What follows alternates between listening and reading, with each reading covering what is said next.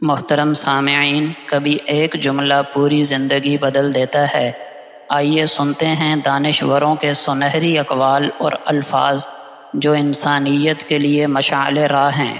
بسم اللہ الرحمن الرحیم۔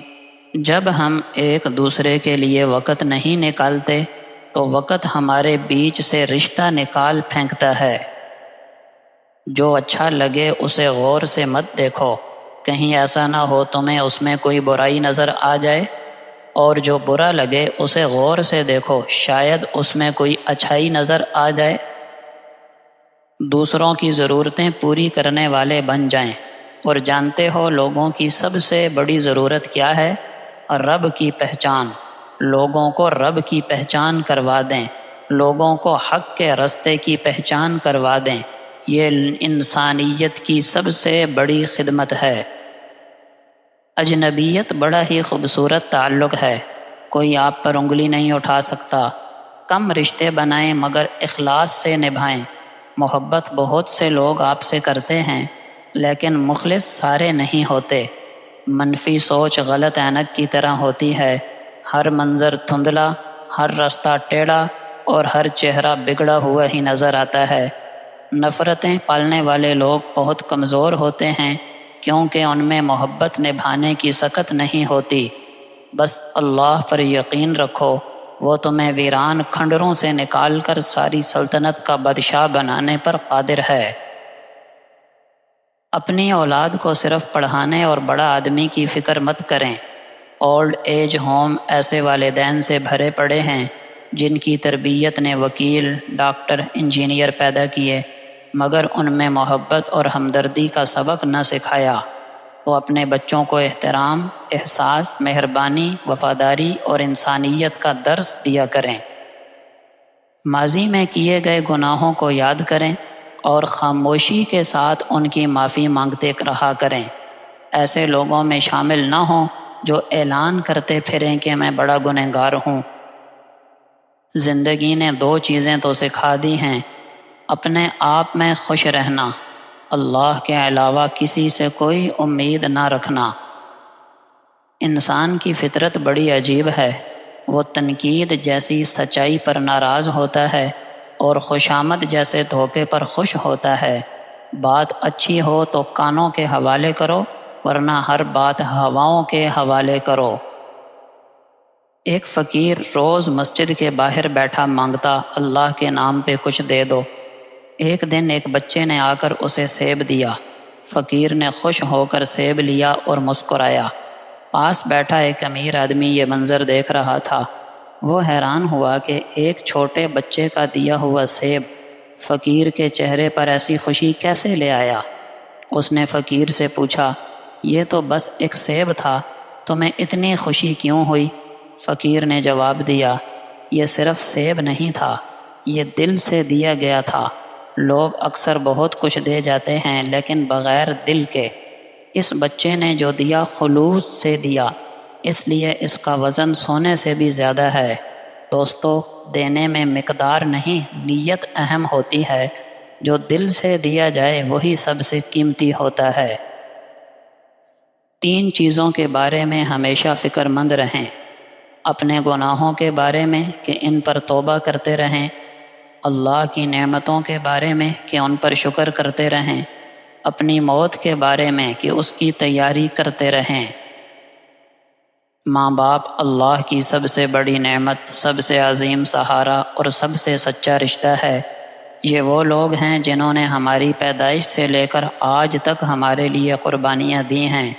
راتوں کو جاگے، اپنی نیند، اپنی راحت، اپنا سکون چھوڑا تاکہ ہم آرام سے سو سکیں، ہم کامیاب ہو سکیں، ہم خوش رہ سکیں۔ ماں کی گود وہ پہلی یونیورسٹی ہے جہاں ہم نے محبت، قربانی، صبر اور دعاؤں کا سبق سیکھا۔ وہ اپنی بھوک بھلا دیتی ہے مگر ہمیں پیٹ بھر کر کھلاتی ہے۔ گرمی ہو یا سردی، بیماری ہو یا تنگی، ماں کی محبت میں کوئی کمی نہیں آتی۔ باپ وہ خاموش پہاڑ ہے جو دن رات محنت کرتا ہے، خود تھکا ہارا گھر آتا ہے مگر ہمارے لیے مسکراتا ہے، ہمارے خواب پورے کرنے کے لیے اپنی خواہشات قربان کرتا ہے۔ اس کے چہرے کی جھریاں، ہاتھوں کی سختی اور بالوں کی سفیدی اس کی قربانیوں کی گواہ ہے، مگر افسوس ہم اکثر ان کی قدر اس وقت کرتے ہیں جب وہ دنیا سے رخصت ہو جاتے ہیں۔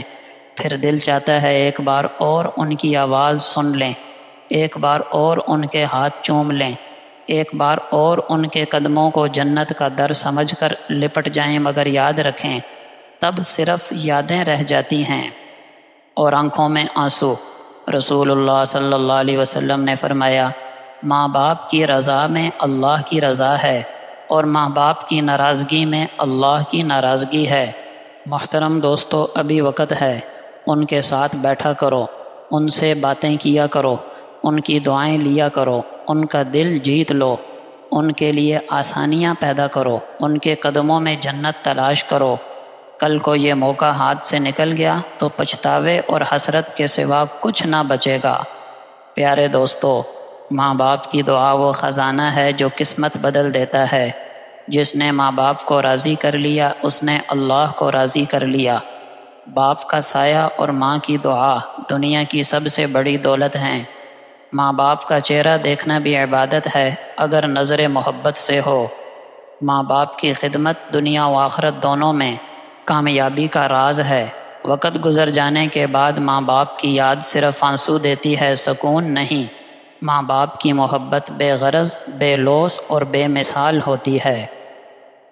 حضرت اسامہ بن زید رضی اللہ عنہ کہتے ہیں کہ رسول اکرم صلی اللہ علیہ وسلم نے فرمایا، میں نے اپنے بعد ایسا کوئی فتنہ نہیں چھوڑا جو مردوں کے حق میں عورتوں کے فتنے سے زیادہ نقصان دہ ہو۔ ابو سعید خدری رضی اللہ عنہ بیان کرتے ہیں کہ نبی اکرم صلی اللہ علیہ وسلم نے فرمایا، دنیا شیریں اور سرسبز و شاداب ہے، بے شک اللہ تعالیٰ تمہیں اس میں خلیفہ بنانے والا ہے، وہ دیکھے گا کہ تم کیسے عمل کرتے ہو، پس تم دنیا اور عورتوں کے فتنے سے بچو، کیونکہ بنی اسرائیل کا پہلا فتنہ عورتوں کی وجہ سے رونما ہوا تھا۔ حضرت طلحہ بن عبید اللہ رضی اللہ عنہ سے روایت ہے کہ ایک شخص جو علاقہ نجد کا رہنے والا تھا اور اس کے سر کے بال بکھرے ہوئے تھے، کچھ کہتا ہوا رسول اللہ کی طرف آیا۔ ہم اس کی آواز کی بھن بھناہٹ سن رہے تھے، مگر آواز صاف ہونے کی وجہ سے اور شاید زیادہ فاصلہ ہونے کی وجہ سے ہم اس کی بات کو سمجھ نہیں رہے تھے، یہاں تک کہ وہ رسول اللہ صلی اللہ علیہ وسلم کے قریب آ گیا۔ اب وہ سوال کرتا ہے اسلام کے بارے میں، یعنی اس نے حضور سے عرض کیا، مجھے اسلام کے وہ خاص احکام بتائیے جن پر عمل کرنا بحیثیت مسلمان میرے لیے اور ہر مسلمان کے لیے ضروری ہے۔ آپ صلی اللہ علیہ وسلم نے فرمایا، 5 تو نمازیں ہیں دن رات میں۔ اس نے عرض کیا، کیا ان کے علاوہ کوئی اور نماز ہے؟ آپ نے فرمایا، فرض تو بس یہی 5 ہیں، مگر تمہیں حق ہے اپنی طرف سے اور اپنی دل کی خوشی سے اور بھی زائد نمازیں پڑھو، یعنی نفل نمازیں۔ پھر سوال کیا، آپ صلی اللہ علیہ وسلم نے فرمایا، سال میں پورے مہینے رمضان کے روزے فرض کیے گئے ہیں۔ اس نے عرض کیا، کیا رمضان کے علاوہ کوئی اور روزہ بھی میرے لیے لازم ہوگا؟ آپ نے فرمایا، نہیں، مگر تمہیں حق ہے کہ اپنے دل کی خوشی سے تم نفلی روزے رکھو۔ اس کے بعد آپ صلی اللہ علیہ وسلم نے اس شخص سے فریضہ زکوٰۃ کا بھی ذکر فرمایا۔ اس پر بھی اس نے یہی کہا، کیا زکوٰۃ کے علاوہ کوئی اور صدقہ ادا کرنا بھی میرے لیے ضروری ہوگا؟ آپ صلی اللہ علیہ وسلم نے فرمایا، نہیں، فرض تو بس زکوٰۃ ہی ہے، مگر تمہیں حق ہے کہ اپنے دل کی خوشی سے تم نفلی صدقہ دو اور مزید ثواب حاصل کرو۔ اس کے بعد وہ سوال کرنے والا شخص واپس لوٹ گیا۔ وہ کہتا جا رہا تھا، مجھے جو کچھ رسول اللہ نے بتایا ہے میں اس میں اپنی طرف سے کوئی کمی زیادتی نہیں کروں گا۔ رسول اللہ صلی اللہ علیہ وسلم نے اس کی یہ بات سن کر فرمایا، اس آدمی نے فلاح پا لی اگر یہ سچا ہے۔ اللہ پاک ہمیں ان اقوال اور احادیث مبارکہ سے اپنی زندگیوں کو روشن کرنے کی توفیق عطا فرمائے، آمین۔